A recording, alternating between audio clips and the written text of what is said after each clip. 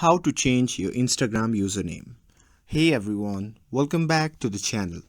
In today's video, I'll show you how to change your Instagram username in just few simple steps.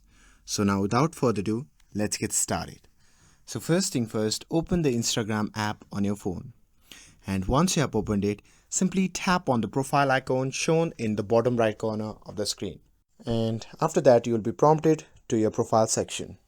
Once you are here, simply tap on the three dash icon shown in the top right corner of the screen. And after that, you'll be prompted to settings and activity section. From here, simply tap on the account center at the top, and on the next page, simply tap on profiles. Now select your profile where you want to change your username, and once you have selected it, simply tap on username. And now after that, once you see the interface like this, simply tap on the username bar and delete your old username and simply enter the new one. And once you're done with that, simply tap on done button, and that's it. Now you have successfully updated your Instagram username. And with this, if you found this video helpful, then don't forget to like, share and subscribe to get updated for more videos.